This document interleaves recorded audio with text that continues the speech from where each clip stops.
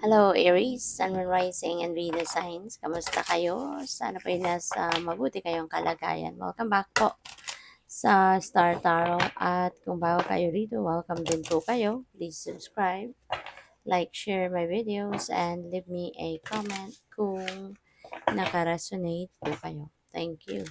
So, tignan natin kung ano mga messages ni Aries for today.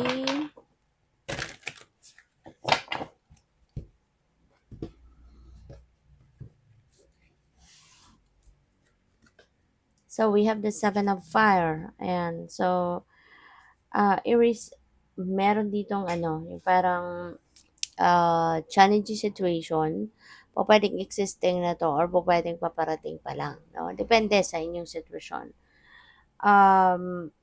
There could be other people na they're not happy, with what is happening sa'yo. Kasi maaring ikaw ay very successful ngayon. Maaring ikaw ay nasa magandang posisyon sa buhay ninyo. And meron dito mga tao na hindi sila natutuwa kasi they don't know, maybe these people doesn't want you to succeed, doesn't want you to be in a good position then sa buhay, no? Kaya maaari na mga to naiinggit sa'yo, 'di ba? Pupuwedeng merong mga naninira sa'yo or nag-iisip, no? Nag-iisip na siraan ka, nag-iisip na sabotahihin ka, yung gano'n, no?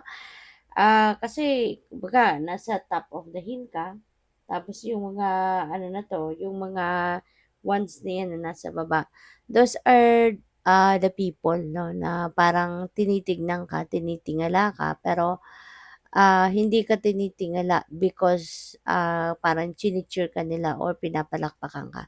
But nakatingala sila sa'yo because they are, thinking of what they can do to take you down, 'no? Kasi nga, 'di ba, maaaring naiinggit 'yan sa'yo kasi kadalasan gano'n naman talaga. May mga taong naiinggit, may mga taong they don't want other people to succeed in life, 'no?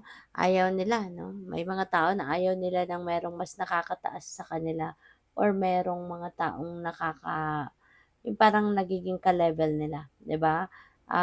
Sometimes people want other people um, to be mas mababa kaysa sa kanilang, kalagayan, mas mababa kaysa sa kanilang puwesto kumbaga, 'no? Kaya ano na lang kayo, be on the lookout, 'no, for those kind of people at, extra cautious na lang kayo, extrang ingat na lang.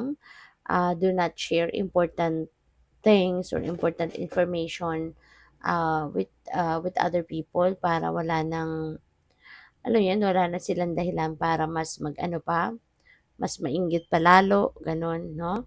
So, what else? Para wala ng masyadong complications. So, we have the Sun. The Sun is a very beautiful energy, napaka-successful ng na 'to, ng time na 'to para sa'yo.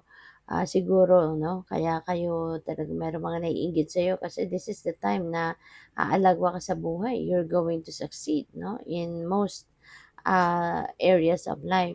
This is a time for success, a time for recognition, pagdating sa trabaho, sa career, sa business, napakasuwerte siguro ninyo at, hindi lang 'yan ano, pati din sa pamilya, mga kaibigan, siguro talagang, you are on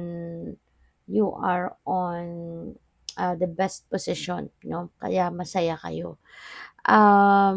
Maaari din na ang iba sa inyo, your life is going to change kasi si the Sun also brings forth, ah, positive changes sa buhay. Kaya maaaring magbabago din ang lahat sa buhay mo sa ngayon and, yung mga pagbabagong ito is para sa pagbabagong positibo, mas magiging maganda pa ang inyong sitwasyon, mas magiging, successful pa kayo, mas marami kayong puwedeng pagtagumpayan, trabaho, business, career, finances, mga gano'n, 'no?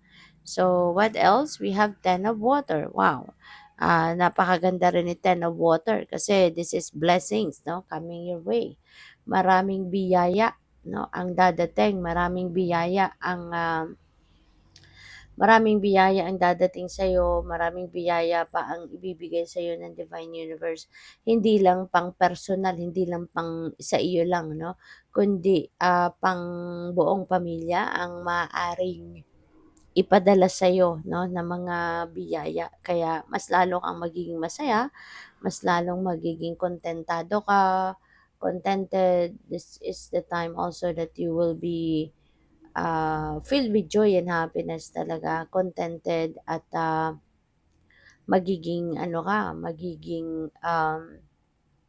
tawag dito, you will be contented and you will be, happy, fulfilled, satisfied, yung mga gano'n. At, masaya din kasi you are going to be spending time, more time 'no, with your family. Siguro ano 'to, mas magkakaroon ka ng, quality time 'no, ah, with every family member kaya maaaring magkakaroon kayo ng bonding moments, 'di ba? So we have five of fire, conflicts, annoyances, competition. So maaaring related ito dito kay seven of fire.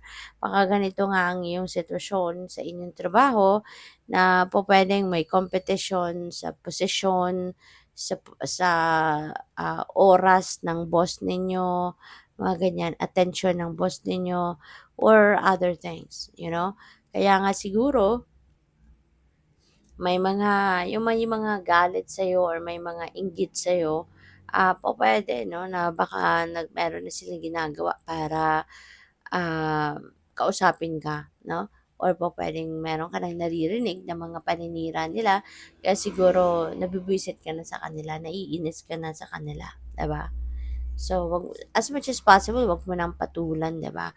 Kung hindi naman nako-compromise yung safety mo, yung dignity mo, yung integrity mo. So, as much as possible, 'di ba, anuhin mo na lang, piliin mo na lang kung ano yung dapat mong piliin mo na lang yung dapat mong kaharapin, 'no? So, we have the Eight of Water. Maaari ng iba sa inyong Aries is moving on from what you are currently doing in your life. Kasi po pwede na meron kang hinahanap na ibang direction na ngayon sa buhay. Maaaring ang iba sa inyo is siguro feeling like wherever you are now, whatever you are doing right now is not the right one for you anymore. Baka nararamdaman mo, nare-realize mo na hindi na to yung para sa akin, hindi na to yung makakabuti sa akin, hindi na to yung makakapagpasaya sa akin, something like that. Kaya, pwedeng mag-walk away ka na from whatever you are doing right now. Kung ano man yung ano mo, kung ano man yung ginagawa mo or ano man yung pinagkakabalahan mo, baka hindi ka na masaya diyan, 'no, baka hindi ka na masaya kaya you are going to ano, you're going to walk away from that. At kung saan ka papunta kasi Eight of Water ito, so ang sunod nito is Nine of Water which is wish fulfillment energy.